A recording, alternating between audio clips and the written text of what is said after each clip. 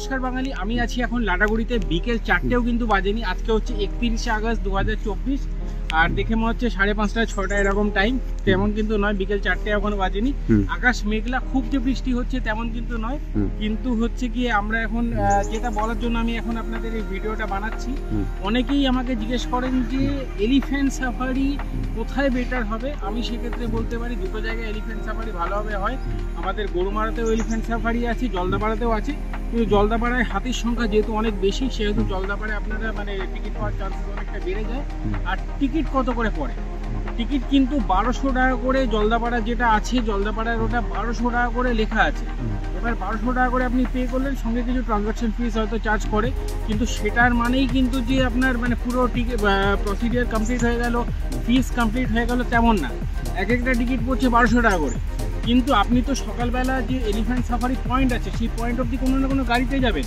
তো সেই গাড়ির জন্য যেটা চার্জ করে সেটা হচ্ছে 480 টাকা।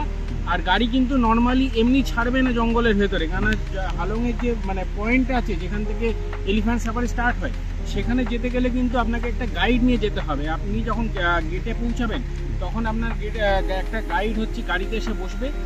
সে পুরো একদম পুরো পয়েন্ট অবধি যাবে, হালংয়ের যেখান থেকে এলিফ্যান্ট সাফারি স্টার্ট হয়।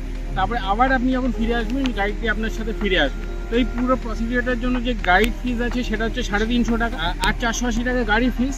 মানে আপনি 1200 টাকা করে টিকিট তো কেটে নিলেন, কিন্তু টিকিট কাটার পরে পরের দিন সকালে যে সাফারি, তার আগে বিকেলবেলা কিন্তু মানে আগের দিন বিকেলবেলা কিন্তু আপনাকে রিপোর্টিং করতে যেতে হবে।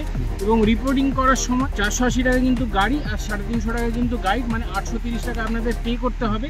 বৃষ্টি নেমে গেছে, ভিডিওটা বেশি মানে লম্বা করবো না, বৃষ্টিতে দাঁড়িয়ে ভিডিও বানানোও সম্ভব না। দেখা হচ্ছে পরের ভিডিওতে।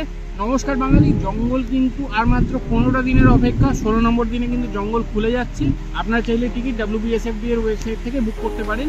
দেখা হচ্ছে পরের ভিডিওতে। নমস্কার বাঙালি।